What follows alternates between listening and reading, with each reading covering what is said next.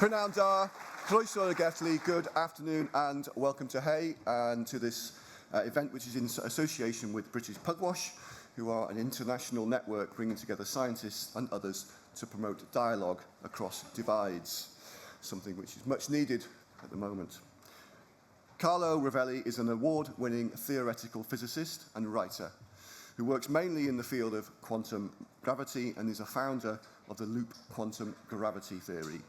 He is also closely engaged in international affairs and politics, and in his Pugwash lecture today, he will be explaining how making sense of the world in terms of relations will help make better sense of reality. He'll be signing copies of his most recent books in the book tent afterwards. Please do give Carlo Rovelli a warm hey welcome.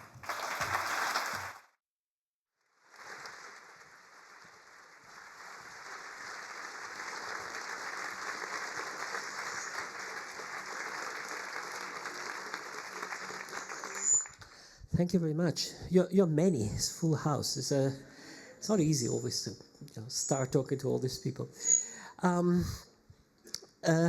First of all, thank you for coming and thank you for the Pugwash conferences for this invitation. I'm particularly honored because this is an association of scientists that share the values which are my values deeply. They played a fabulous role, I would say, in the history of humankind. They got the Nobel Prize, the Peace Nobel Prize, for what they did during the Cold War. It's largely it's recognized by historians and that it's in good part their merit if there have been agreements between the Soviet Union and the United States to cut nuclear warheads by 80% at some point with the START agreement treaties and others, which means that 9 of 10 or 8 of 10 of the nuclear bombs pointed on our heads have been taken away. And this is what humankind does when they're reasonable, okay? They start talking to one another, and even in the high of the Cold War with the ideological battle and differences, with power struggle and everything, there are moments in which humankind is reasonable and realize that collaboration, even the smallest collaboration, which is fighting a little bit less, is more intelligent than competition and conflict. This is what I think we need. I'll sort of come back to some of these points at the end of the talk, but what I'm going to tell about this less than 1 hour, 45 minutes, I do want to take questions at the end. So if you have questions, just keep in mind I'll leave 10 minutes at the end for questions from you. What I want to talk about is it's big ideas. This is a festival. This is a literary festival, but even more, I think, hey, it's about ideas. And I want to tell you what I think is one idea, which for me has played a major role in all the kind of thing that I have done more and more. I didn't start there at all, but I realized that it's more and more it has been orienting my thinking and helping thinking. It's not a new idea. You can find it back in the history of Western, Eastern philosophy. Names attached to this, but I think modern physics has given a new color to this idea. This is what I'm going to talk to you about. Before getting there, let me just anticipate just a few words about myself. As I was introduced, I'm mostly a theoretical physicist, and my work is in quantum gravity. I'm a theoretical physicist who has been fascinated by science, not as a tool for understanding how a machine works, but as an investigation of major open questions, great questions. What is the world made of? What are we in this world? What is matter? What is space? What is time? How do we think about that? I got fascinated by 20th century physics, relativity, quantum, when I was a student, and I thought that this in order to think about these questions, and maybe each generation will rethink about these questions, physics has something to tell, something to offer that. And that's why I went into physics. The second separate side of what I've been doing, which is connected to that. I've always been interested in philosophy. Now I'm associated to a philosophy department, and my university where I'm now, not a physics department, in conjunction with the question that I've moved my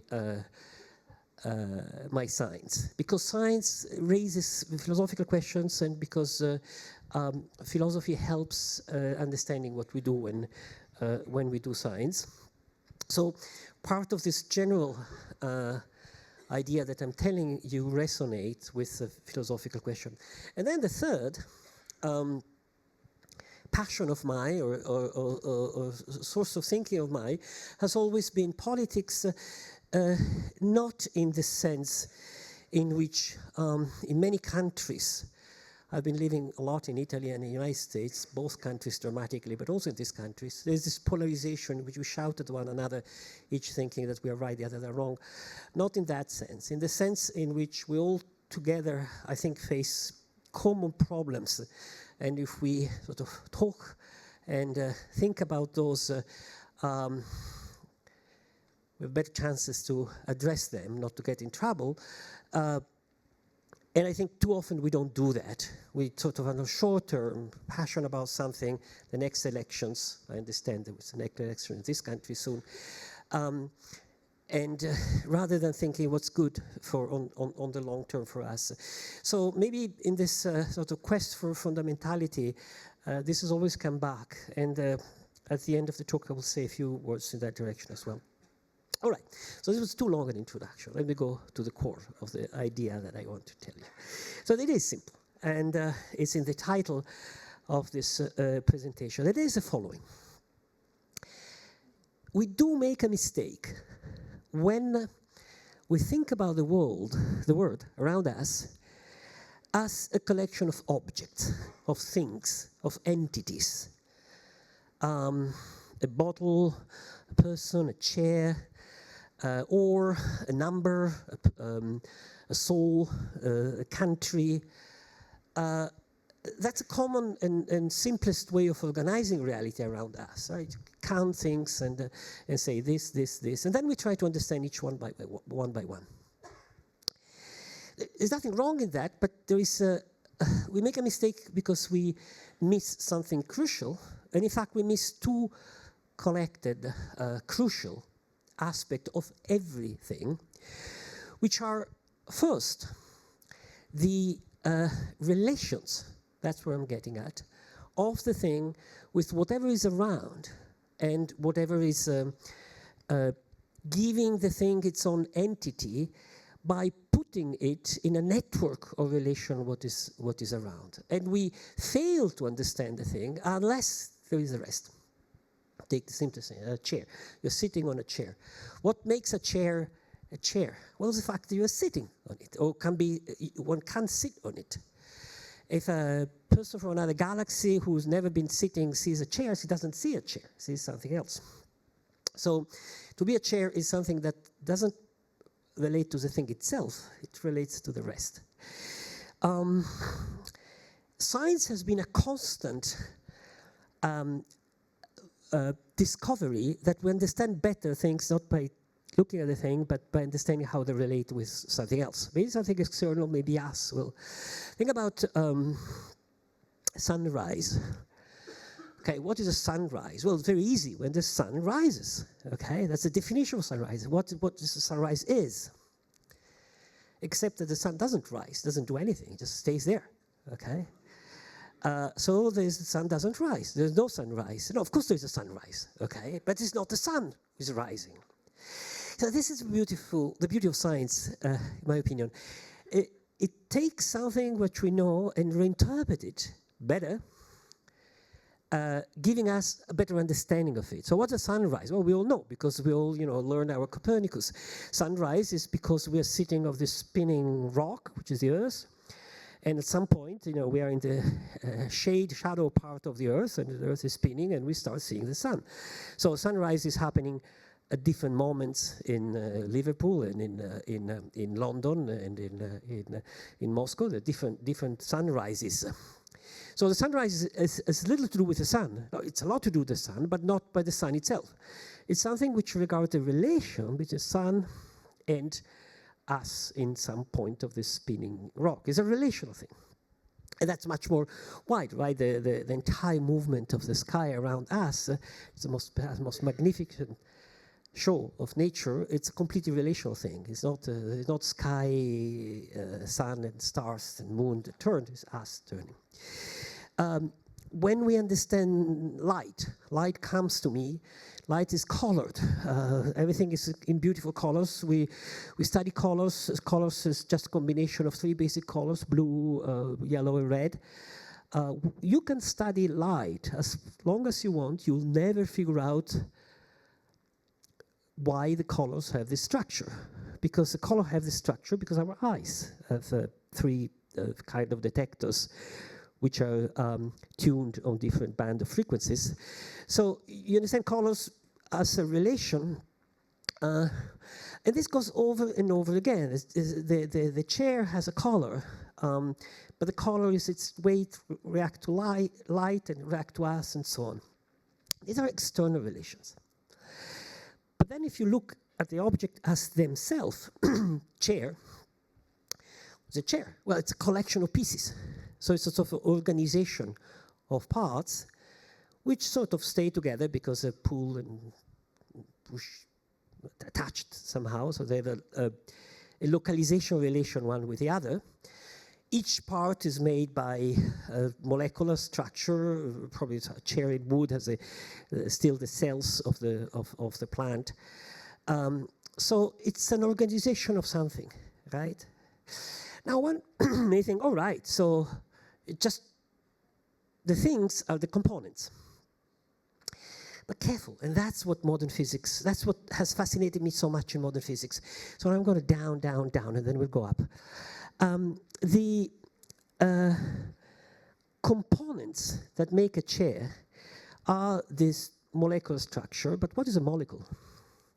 It's just an organization of atoms. Okay, so the entities are the atoms. What's an atom? Okay, it's just an organization of a nucleus and some electrons that dance around. So it's a process, an atom. It's not a thing. It's an organization of something else. It's things dancing together in a particular way. We don't understand it as looking at what it is. We understand it, what it does, and more precisely what its parts do one with respect to the other, how the electrons are attracted by the nucleus and so on. What's a nucleus? Well, it's an organization of protons and neutrons. And what's a neutron? It's an organization of quarks and gluons. Okay? And then you might hear my colleagues, particle physicists, saying, oh, we got it. It's just a lot of particles. The world is just a lot of particles bouncing around. And of course, that's wrong. That's oh, sorry. Okay. I'm getting to a key point. One of the main sort of possibly new ideas that I'm presenting here in this relational structure of reality. If you go down to these individual particles that in the picture of modern physics made the world, you might think that we have got to the individual entities that make the work, these particles, but it's not the case. Why? Because of quantum mechanics. These are quantum particles. Everything is quantum, but these are the elementary things where the quantum properties are particularly strong. And what is this quantum property? Is the fact that if you think about this, the electron, the quarks, the photon, the neutrinos, as little stones, little things with their own properties, you miss completely what they are. Because quantum mechanics tell us that the only thing we can say about these things is this strange thing was written in quantum mechanics textbooks. When you measure it, you say this. When you're not measuring, you can't say anything. That doesn't make much sense. Because obviously there are electrons, quarks and neutrinos on Mars, and nobody's measuring them, right? So they should make sense even if the body is measuring them. So what does this mean? I think that what it means is that each quantum object has properties which are only, all its properties are only ways in which interact with something else. Namely, its nature is relational. This is, I think, the best way of thinking about quantum mechanics. And it's not the only one. There are other ways of thinking about quantum mechanics, but I think it's deeper that give us the clarity for going ahead. Quantum mechanics is a discovery that is a relational aspect of things. You understand things from the way they interact, they act, they relate, they get organized with something else. Goes all the way down. There's no bottom in which you have individual entities. All the way down is relations. And when you get to the smallest things, this quantum aspect are particularly strong, and you realize that an electron is not a thing. When it interacts with something, it has a position. When it is not interacting with something, it has no position. Because its position is a relational thing. It's something that manifests itself when it interacts with something else. So I think the core of quantum theory is the realization that this relational way of thinking, which is not new, of course. I mean, we think relationally so many times. It's universal. It's the best we can do about nature. The property of an object are not property of the object itself. Are ways this object interact with something else. The rising of the sun is not a property of the sun. It's something relative to the sun and us. Okay. The position of electron is not a property of the electron. It's way something else which we call electron interact with us. So relations all the way down. In a sense, this leaves us sort of bottomless, right? Because what are the objects themselves, independent of the other? Nothing. And there are philosophies, Nagarjugan in the East, Leibniz in the West, which have told us, Kant, that the more we understand things relationally, the better we understand them. And not because these thinkers knew about quantum mechanics, but I think these thinkers are those who offered us a way of thinking about reality that is a good one, so far at least for what we know about reality, that works all the way down. But it also works coming up. Because if you, the questions that confuses us, very often, I think, are sourced by forgetting this. Let me make a crucial example. Us, each one of us. So, what am I? What are you as a person? Instinctively, we can say, well, I'm an entity, right? I'm an entity. Forget all the rest. Take away all my friends, my parents, I'm still me. I have my body, still me. That's it. I think that if we do that and try to understand a person in itself, or myself, in myself, okay? My soul or my consciousness. Consciousness is the modern word for soul, with a sort of painter of scientific whatever. I as an entity, we get completely lost. We don't know what we're talking about. Because what we are, obviously, seems to me, is on the one hand, internally, organization of molecules and neurons. We are clearly a complicated process in which there are a lot of parts that interact with one another, and we come out from this interaction, right? We are made by this, all pieces interacting one with the other, or organs working together, molecules working together, the biochemistry working together.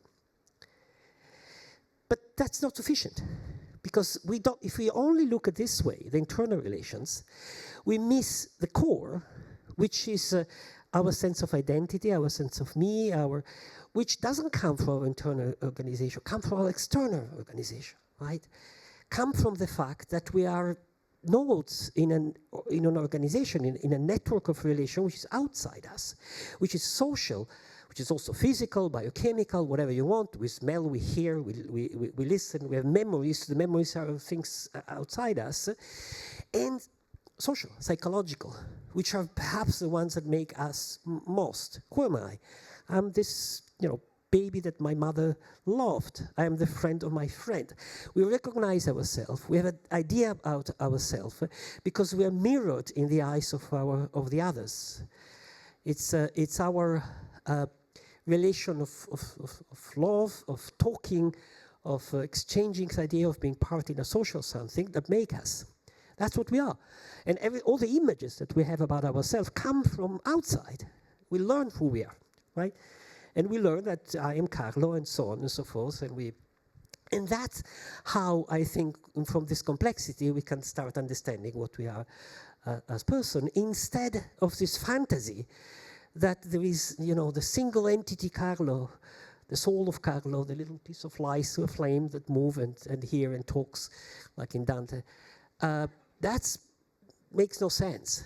What makes sense is the complexity of these relations, of which I am a part, and this continually working and piling up, right? That's what is going up now between you and me.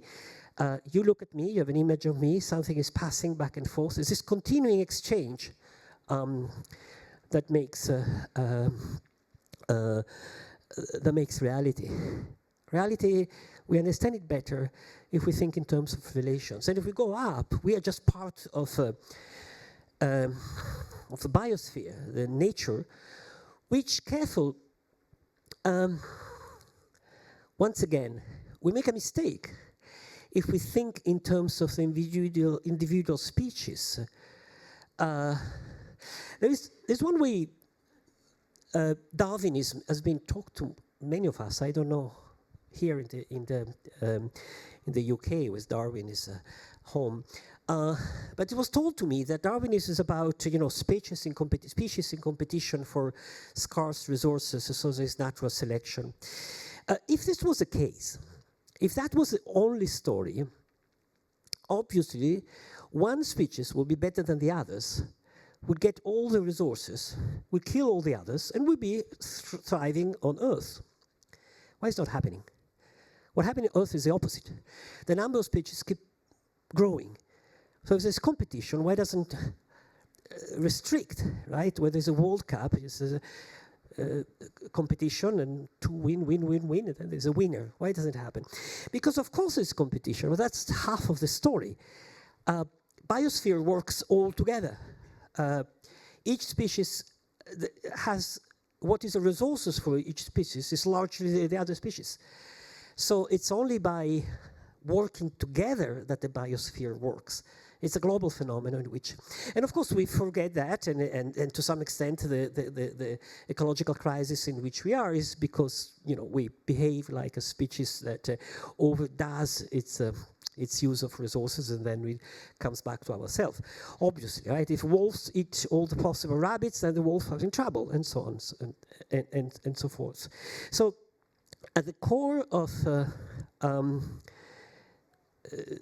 functioning of the biological world, yes, there's Darwinian competition, but if you read Darwin, his book, The Origin of Species, it's completely clear that he didn't mean that that's the only process happening. That's just half of the story. The other half of the story is a collaborative aspect in which the things go together. Even the biosphere as a whole, could it survive? No, it only survived because there's a sun. Okay, in a sense, the biosphere is just an effect of this enormous amount of free energy that comes from the sun. There's this burning, incredibly burning star just next to us. And we are an effect of that. So you don't understand the biosphere, the Earth, unless you look what it's interacting with. The super hot sun on one side, the cold sky on the other side. So there's a flow of energy. It comes in with low entropy because it's a few photons, very hot. It goes out with higher entropy, just many photons, colder. And so there is excess of free energy, and that's what fuels the organization of the biosphere, including all of us. Wonderful. So this is once again, the power of thinking relationally, by which I mean the realization that we make a mistake if we forget that when we look at an entity, it works, it functions, it survives, it exists thanks, not against what is around it. Good. I want to enlarge the argument once more and bring it to a more social point. And in a sense, this is where I wanted to get from the very beginning, even if this is mixing levels a bit. But this is, I think, the interest of large ideas. They allow us to give perspective that work at different levels. So let me tell you about my look now at our social relations. And once again, I think we risk of making serious mistakes. We obviously have learned very well that we thrive if we collaborate, right? In a group, in a society, in a family, the obvious thing that we tell one another, in a British Navy fighting against the French, in a country, the thing works if we collaborate. Can be work better, can be not work better. To the extent in which we are fighting one another, it becomes worse. And in a sense, we have learned that because within countries, within all the countries of the world, the states of the world, there is a level of collaboration, sometimes good, sometimes bad, sometimes, okay, which in different degrees goes together, it's lived together with competition. There's nothing wrong in competition, it doesn't destroy the basic collaboration. But this hasn't happened at all between countries. Between countries, we keep thinking in terms of overcoming one another, and we haven't succeeded so far in doing what we have succeeded within each country. We keep thinking, and every time I listen to the news, I open a newspaper, I read in the internet, and I hear the media talking, the politician talking, I keep hearing a focus on the advantage of one part over the others, completely forgetting the point that as humankind as a whole, unless we collaborate, we're in trouble. And we are close to being in trouble for a number of reasons, more than in the past, because there is a climate, as we all know, crisis which is looming on us, because we have general problems all over the planet. There is an extraordinary increase in economical inequality. There is remaining extreme poverty. But worse than that, there is a growing international tension and conflict piling up over and over again, which happens in the history of mankind, but to which our leaders are reacting over and over, or saying, okay, we should solve them by overpowering the others, by being stronger, by winning, by imposing other will. I think that the mistake in this way of thinking is to realize that unless we find a way of collaborate all across the planet, in spite of the differences, in spite of the ideological differences, in spite of the things we don't like one another, we're in trouble. And we're in trouble because last time we got in trouble like that, there were, 100 million people massacred. We massacred other by millions. We are massacring each other now, okay, in various parts of the world, in the Congo, in Palestine, in Ukraine, in a number of places. Okay, why? Well, because we can't do the reasonable thing that we do within each country, which is to fight, to be in disagreement, but to find ways to live together. We have to find ways to live together, it seems to me. We cannot think in terms of this is my country, this is my continent, this is my side. Unless we prevail, we're in trouble. No, it's if we try to prevail, we're in trouble. That's what seems to me the message, that trying to think a little bit larger is bringing to all of us, and that's the main thing I wanted to get at and to tell all of you. So, thinking relationally, it's a way of thinking that I believe, at least in my experience, allows us to give us a perspective, not to fall into my advantage. I want to understand what is these things and I don't. I want to understand what is an atom and I don't. Stepping back and seeing how things work together, realizing that what the world is mostly a network of interaction and relation, that we understand things the way they work with one another, and understanding competition, conflicts, as just one local aspect, often disrupting aspect of what make things work. And these things that work are an atom, okay? A molecule, which also can be disrupted. A chair, a human being, that you bring it apart, you disrupt it. A society, a country, a continent, a civilization, planet as a whole. The more we take it apart, the more we read it in terms of conflicts, the more we're doing disasters. And the last thing, the way this happens concretely is that when we fall into this logic of one side against another side, the other side becomes demoniac, becomes horror. And we waste our time listing the horrors of the other side, which usually are true. Except that the other side is spending their time listing the horrors that we do, which usually are also true, okay? And that's what blinds us completely and takes us toward clashing, toward catastrophe. And this is happening today. Today is happening in the choices of our leaders in our countries, and I think is a mistake. This is particularly serious because now global conflicts is looming. I think we are moving toward the risk, not toward, but toward the risk of a third world war. But this is particularly bad because we are forgetting, and that's where I come back to the Pugwash, we are forgetting that there are several thousand warheads all over, some of which are pointing to London, on Paris, and we're playing with fire. We are really playing with fire. So my message is, I think we're making a mistake.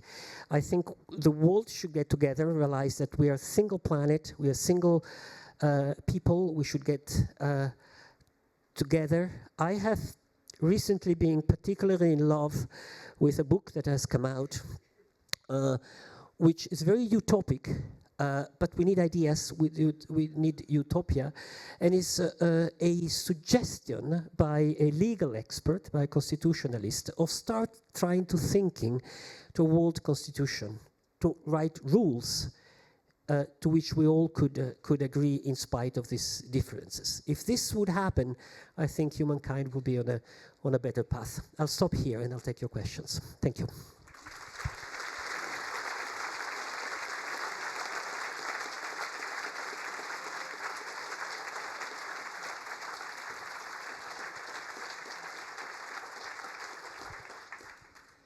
Thank you. There's a question there. Is there a?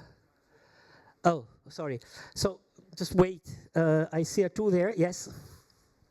Yeah, thank you so much for that. And I think I really appreciate this idea of recognizing relations to navigate the complexity, especially those existential challenges we face, like the climate crisis. It's complex and completely dependent on relations.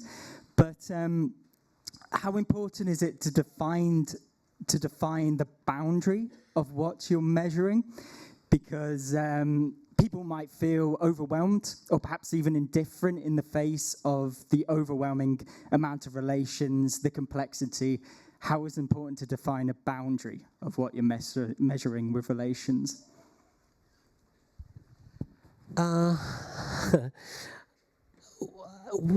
We do what we can, right?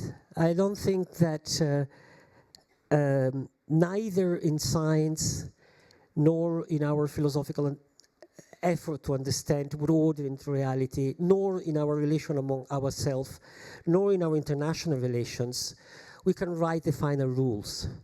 We just navigate day by day, adjusting as we can. A scientist doesn't write the final theory of the world. I think those who do are mistaken. You just go step by step. This I've understood. I want to understand better at large, and also in our relations, right? We can write agreements, rules, steps. And your question, I think, the answer to this question, I think, is there is no final rule of final instructions. Where is the boundary? Where you study? Where you? On the other hand, it's important which direction we're going. Are we moving toward understanding better or not? Are we blinding ourselves or not? Are we going toward collaboration or not? That's the way I would answer. Yes. What you say chimes very well with some things I've been reading. One is of President Kennedy. There was missiles in Cuba, for Russian missiles pointed at America. There were American missiles in Turkey pointed at Russia. Kennedy wrote in the American press and said, the Russians like their children just as much as we love our children. And the speech that what he wrote or spoke was so appreciated that Khrushchev told him so, and he published the entire thing in Pravda, which was the Russian major newspaper, and those missiles were removed from both places. President Reagan went to Iceland to meet Gorbachev, and there the two teams were arguing with one another. At the beginning, Reagan said, "Stop. This isn't working. Let's start over." And he turned to Gorbachev and said, "I'm Ron. May I call you Mikhail?" And they had a fantastic treaty that reduced the number of things. It's just the sort of thing that you're talking about. My concern is, what could we do about Hay on Wye and the Hay Festival? Magnificent it is. I've been to some presentations. Like, there is so much electricity being used. There are floodlights on out there now. There are decorations around the tents. How could we use less electricity and less motoring and make the message, the plans of Hay, how could we make that work? Thank you, I appreciate, and I take this as a nice comment and a nice suggestion. Of course, I don't know how can we. Each of us does what they can a little bit. As we were saying when I was a kid, who can talk, who can write, who can organize, who can push, who can have ideas, try to push out ideas. I think if the more of us are engaged, the better it is. Let me be frank. The ideas that are presented here, and I think both you and the person talking before you share, are not majority ideas in our society at all, because the political choices are going in the opposite direction. So I think the more those ideas find their space, it would be great to have leaders like the Kennedy and Gorbachev and even Khrushchev and then Reagan and Gorbachev, who found the courage against the advice of their staff to make right compromise that years, decades later we all admire, okay? Kennedy and Khrushchev probably saved the world from a nuclear catastrophe in the last moments in a very remarkable way. In the simplest, as you said, in the simplest possible way. Russians took back the ships from Cuba, and the Americans took back the missiles from Turkey. It's the easiest level for collaboration. Diminish the level of threat to one another. I think the only thing we can do is talk and push and try to convince the rest of society that that's a better direction to go. Okay. What makes the edge of me?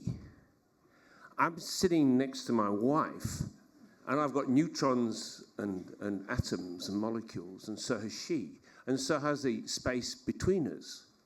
And I understand we're relational, but we're also forms. And I feel that we cannot collaborate properly, ever, until we understand what the difference between the forms and the space in between. I think the gentleman who asked the first question about boundaries was asking the same sort of question as I am, but I don't see the hope for collaboration, actually, until we understand that more fully. Thank you. Yeah, I take your questions as fundamental. It's a question that goes back and forth from fundamental science once again to relationship. Often it's obvious that we can understand a phenomena by cutting along certain lines. Okay, it's obvious, right? If I want to understand the relation between you and your wife, if you allow me, the first thing I want to say is that, okay, on one side is you, on the other is your wife. Okay, that's the first obvious distinction. Maybe they're children, so or maybe there's parents. I'm not saying that there's anything wrong. The boundary come out naturally in the description of the world. The world is divided in country. We should not forget that, and that's okay. In different areas, which are. The point is that if we only go in that direction, rather than realize that every time we make a convenience distinction, what matters is what goes through the boundary, not what goes on one side of the boundary by itself and the other side of the boundary itself. Between two persons that love one another or that fight with one another, what matters is how one is perceived by the other. It's not each by itself. So we understand that what goes through the boundary is more important than what's each side of the boundary. How do we draw the boundaries? Well, we have the usual problem. In quantum mechanics, quantum theory, I don't want to do in mathematical things, has a remarkable property that if you move the boundary, it's called Heisenberg cut, technically, the boundary in quantum mechanics. Describe a system, and to describe a system, you have to isolate it from the rest mentally, but then you describe how it interacts. And the boundary of the system is called Heisenberg cut. And the property of quantum mechanics is that to move the boundary, the description works also. So that's the key property, a physical property, it's a physical theory. There is a large arbitrariness in posing boundaries. Boundaries allows us to understand better, of course, because that's the only thing we can do, but they are not given by nature. We can move them one side and the other. I can think of your family as the parents and the children, or the men and the women, whatever. There's the different boundaries. Each one help us to understand something. I see a two there.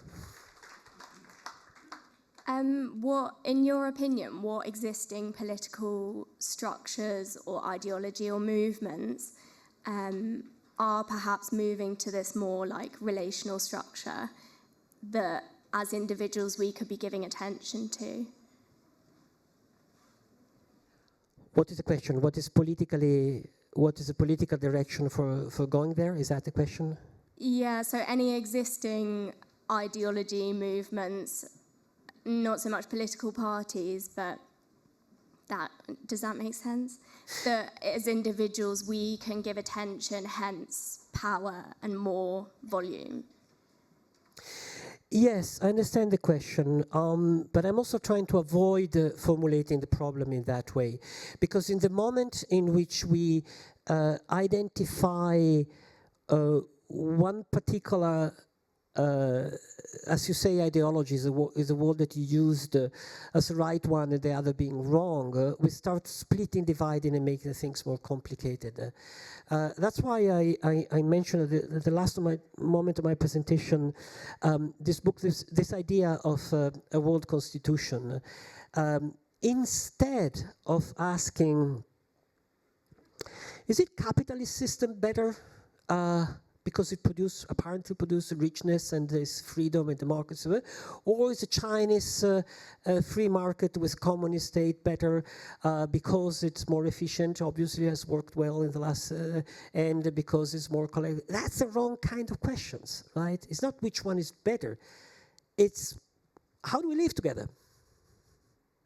How can we not kill one another and, let history go ahead and so I'm trying to de-ideologize, I'm not saying who is right and who is wrong, but in every different country, political party, orientation, I see little of this. But let's listen to those, and let's also, if I may, vote for those who, instead of saying we should be prevail and kill the enemies and overcome the enemies, think in terms how do we cross over, like the Kennedys and Khrushchev and even Reagan could do. Yeah. Hello. Hi. Here at the back. Okay, thank you. What it is in relationship to quantum physics, as you were speaking about, the very fact there is all just particles and there are all relationships, and those relationships continually change. So surely all that quantum physics is the potential. That's all it is. It's nothing else. It's a potential for something else. And as that actually starts to create those relationships with each other particle, that's where differentiation starts coming in. Once you start with differentiation, then you can actually start getting physical properties, which is like a plant or a human or whatever, or a molecule. And so all of those relationships are actually then starting to happen. I think this is my feel on what you've actually said, and from what I've actually gleaned over my own interests, is that once we actually get to a point where that differentiation starts to differentiate us as a person with an ego and maybe finding meaning, really then what happens is that ultimately then these boundaries occur. So surely as a human race, what we should be looking at is not so much where we are within boundaries, but what our potential is, and the potential for making the right decisions. So the question is, how do we go about to be able to persuade those that has those constructs to be able to help us understand that all we are is potential, and it's the potential to make the right decisions? Yeah, well, I share your feelings, the way you presented things, and the question at the end, it's the same question that I tried to answer before by saying that I don't know. I wish I had far more power to push ideas. The only thing we can do, this is a festival of ideas. That's why I came. I mean, ideas, let's talk about that. Let's all talk about that. The more we can, the better it is, I think.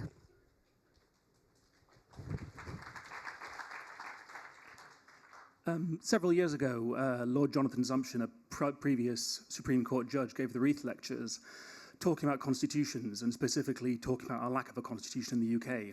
His thesis was that America is very divided because of their written constitution, because you can point at it and say, we're right, you're wrong, we're in agreement with the constitution, you're not. Whereas in Britain, we are forced to be more political and come to a middle ground. So does your idea of having a global constitution go against your thesis that actually the relational component is the most important part? And once you crystallize what should be a relationship and a discussion and an ongoing dialogue between nations, once you crystallize that into a set of rules, you actually undermine what you're trying to achieve. And I suppose to relate that to quantum mechanics, once you measure something, it's no longer quantum.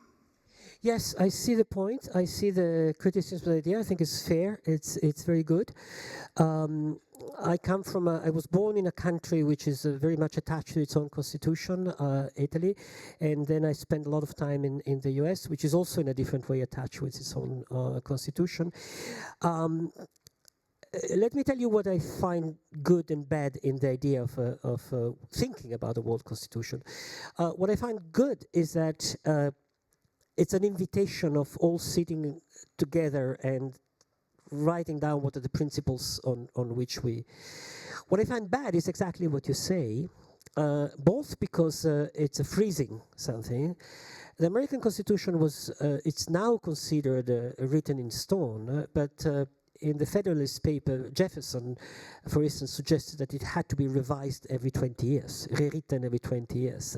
It didn't happen. But I think it was the riskier say was very clear in the mind of the Federalist papers writers who were the origin of the Constitution, of the American Constitution. What I think is interesting is that the different traditions, not just the British and the American or the post-war European constitution, but also the Chinese political thinking about, which is going on a lot, about how to found legally living together. There's a long Chinese tradition of thinking about that, plus other traditions. There's an African tradition of Ubuntu, and I think there should be it would be super good if there was a common discussion about that, which would bring the international discussion from which my system is better than yours, and I am more powerful than you. You were rich, now you're less rich. I'm also rich, so from that to how do we organize living together? Whether if you convince me that instead of a constitution is better, what you have in this country, the Magna Carta and the list of all the laws up to now, fantastic. But can we planetary try to move toward doing legal system doesn't, that's what I'm hearing from you, doesn't need to be frozen, but is a way of dealing together in spite of the differences. Hi. Well, first of all, I wanted to thank you. Very interesting, and I'm surely not the only one in this audience who will never quite experience sitting on a chair in the same way going forward. But it also reminded me of something, there's something about that can happen, I think, thinking about international relations.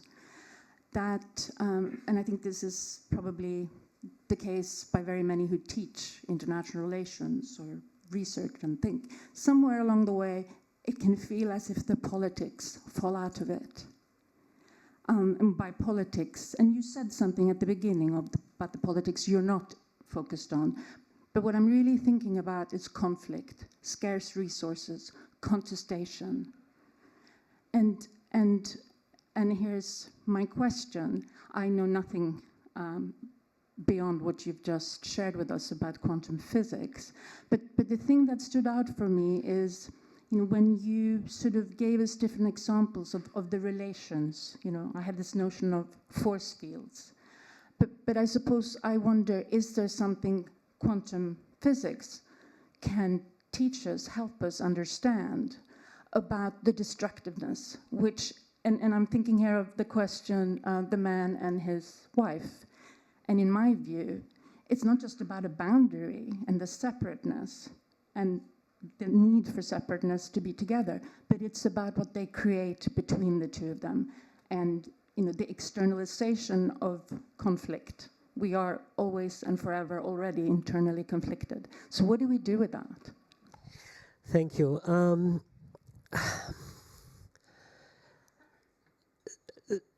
Look, of course I don't have answers, but let me say something. Let me quote, I'm not Catholic, but I was born in Italy. It was the Pope. And the Pope recently said something, don't be afraid of conflict. And I was surprised because I found it a remarkable idea. Conflict is not something to be avoided. It's not something to be denied. It's not something to pretend is not there. We have different interests. We have need of resources. We have, The point is not pretending is not there. The point is managing it. In a country, within London, there are all sorts of conflicts, right? There's the one who wants this, the one who wants that, that's okay. We debate that, we argue, we vote, we write, we scream to one another, we misbehave, everything. But there is a common ground of civilization we have accepted to manage conflicts. I think that's what we have to go toward, not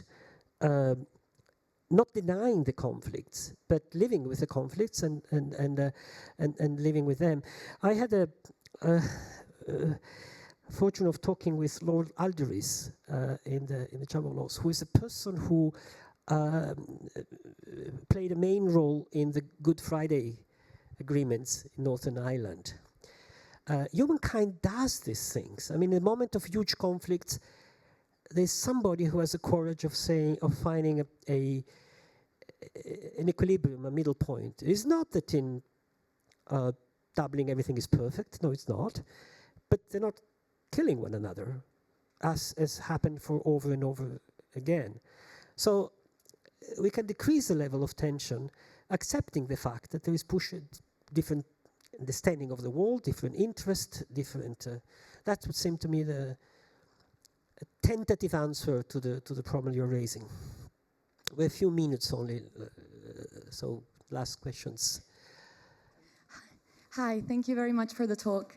I was wondering, it was less of a political or social question. I was wondering about a philosophical concern with the idea of understanding entities through relational properties.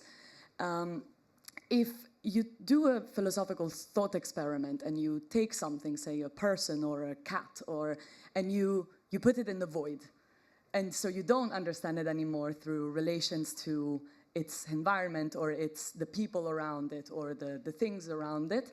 And so how do you understand it differently? Do you understand it through other properties, or do you not understand it at all? I mean, that's 3 questions, but I was wondering if you had anything to say about that. I think it's a good question. I think you understand it much less, and you're fooling yourself. Because when you're thinking the cat along, or the person, let's say the cat along with the box and nothing else, what you're really imagining is the cat there, nothing else, and you looking at it. So you're implicitly assuming that there is a sight, a look that is capturing it.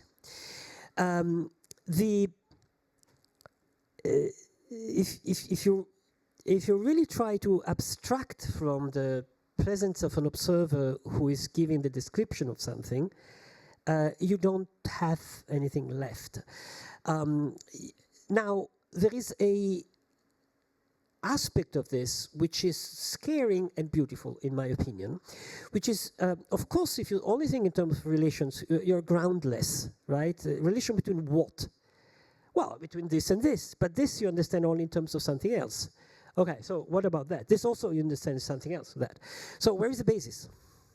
And I think what fascinates me, now your question was a philosophical question, is that we don't need a basis. It's a lecture I get from what seems to me the best thinkers, like Wittgenstein, like Nagarjuna, even Kant in a different manners. You don't need to start from somewhere, because that's not what we do as humans. We start from within and we look around, and we are in and when we try for foundations, we get lost. History of philosophy you can view as a long list of failed attempts to find a foundation. So forget about foundations. It doesn't mean that we don't know. We know plenty of things.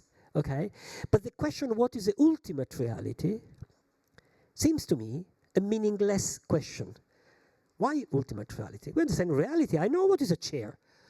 Okay, it's a thing I'm sitting on. It's made of wood, of this color. I can go on and on and on.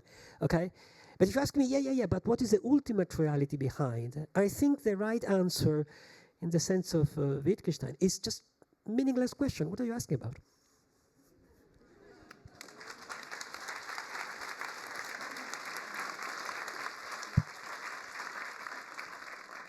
Last minute. Hey, yeah, I just had another question, maybe along the philosophical line. Can you raise your hand? I don't. Okay, thank you. Oh, yeah. Yeah, it seems like quite a big conceptual shift is required to go from looking at things as entities or reality as entities to looking at them as relations. And I was just wondering about the role language maybe has in that, just because, well, as an example, I've heard that, I only speak English, but I've heard that in Japanese, there's multiple ways of saying I, as in myself, and it's depends on who you're with, your circumstances, and your relation to the people you're with, basically. And so yes, that implies that, language plays a role in how we understand reality. Yes, I have 15 seconds to answer before the end of the thing. But let me answer in this way. There's a lot of modern philosophy after Wittgenstein, Heidegger, and others, which have, I would clarify the enormous weight of language in our understanding of reality. So there's everything to understand about that. We only describe reality through language. So in a sense, everything is through language, and language determines the way we think about reality. I think, and I connect to the question, the last question, this is a great teaching unless we take it as saying, okay, the ultimate foundation of everything is language. Of course it's not, because language is just a thing that particular species which is us do. Okay, so it's just, you know, an activity of one particular species which is particularly good in describing the world and talk to one another and using that for fighting also. The linguistic turn of philosophy of the century, it's a great increase in our understanding how we relate to the world and to one another. But I think it's wrong if we take it as foundational. Everything is language. I don't think everything is language. Everything is language, everything is love, everything is matter, everything is spirit, everything is whatever you want, okay? And all of these things together. Thank you very much.